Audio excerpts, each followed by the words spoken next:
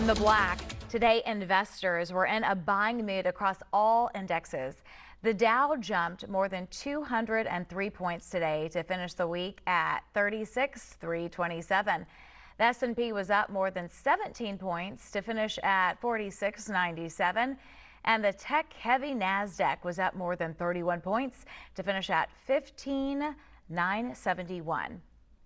The latest jobs reports is out from the Labor Department, and the numbers look good. Employers added about 531,000 jobs in October. That's the most since July of this year. Today's report also shows the unemployment rate fell to 4.6% in October. That's down from 4.8% in September. Women of color are becoming a growing force on social media. The multi-billion-dollar world of all things parenting has been, however, overwhelmingly white in the past. For example, parenting book jackets feature mostly white faces, but now several brands are working to change that. Let's bring in now Keisha Goley. She's an Afro-Latina mom influencer. Thank you for being with us on BNC Live. Thank you. Thank you for having me.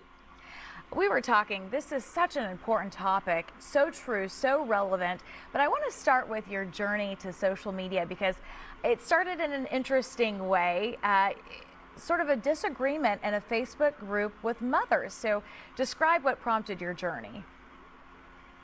Well, now you know a lot of these Facebook groups, especially for moms, you'll find like some of the biggest bullies in mom groups. Um, Everyone thinks they know everything, Yes. but a lot of these places we come to for information. And the part that was so sad is that this was supposed to be a support group for moms of autistic children.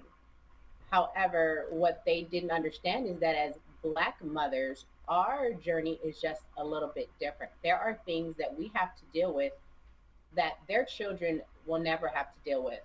So when a young Black mother came on asking for support and advice, everyone kind of jumped on her and they just were dragging her. And I didn't really like the way the conversation was going. And I feel like I needed to be for her what I wish I had early on, finding out about our son's diagnosis. And I just wanted to be a safe space for her. Well, bravo to you. You are a game changer, but yeah, I can only imagine sort of the amplified layers of both the challenges with the disability and then racism and all the other things. So where were you able to find resources? You know, it's a double-edged sword, social media, because even though I said some of these support groups are not safe spaces for Black women, I found a lot of resources even on Instagram. I started looking for ways to help my son. So I found different groups, Autism in Black, Color of Autism. Then I knew that another thing I had to do was hear experiences from people that are actually autistic individuals, because it is their information is what's going to be most valuable to me as a mother. Why are women of color left out when it comes to parenting advice and products? You know, I feel sometimes if people cannot relate to us, they feel like we're not valuable. They can't relate. Like as a Black mom, there are a lot of topics I have to discuss that they get the luxury of not having to discuss. I have to talk to my children about racism because my 4-year-old has already been called a racial slur.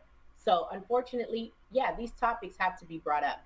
You might not have to bring up those, well, not you per se, but like white moms might not have to bring up these topics of conversation, but we can't separate that. We have to keep talking about the most uncomfortable things that a lot of people don't have to address. And because of that, they just feel like, well, we don't want to have to address these uncomfortable issues, so we're just going to look over it. That is such an interesting perspective and so true. We know that marketing budgets are still really limited for multicultural targets and general advertising. So do you think that at this point, brands are doing enough to connect women and mothers of color?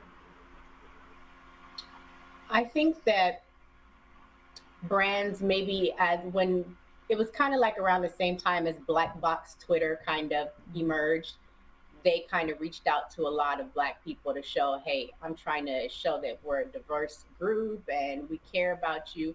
But for me, it was about what happens after that kind of died off. So it's like 3 to 4 months after that, are you still interested in these Black women that you were reaching out to before, that you wanted to collaborate with before? And are you going to pay us the same amount that you're paying the white influencers? That's a really good point because we know the pay disparity is pretty significant. As a Yeah. woman of color, do you feel like women of color influencers are being embraced by the public? I feel like now we are, and I think because when people hear the term influencer, for some reason, a lot of times they think that we're just the term influencer kind of comes off as like a young person who's making like TikTok videos or something like that. And that's not always the case. I'm looking out there, and the stuff I'm doing is I want to show you what kind of hair products I'm using in our curly hair. I want to show you what kind of sunscreen you could use that doesn't leave that ashy residue on your skin, stuff of that nature. And I feel like people are embracing us a little bit more now. Not as much as they should be, I will say that, because after the story did run, I still had a lot of hate mail from people who just did not understand what an influencer is.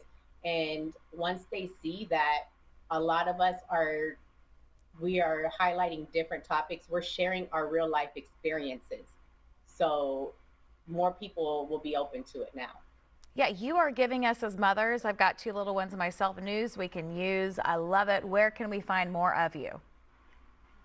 I am on Instagram, Panama Quiche, and I'm also on my blog. I share all of our experiences on my blog, thekeishaproject.com.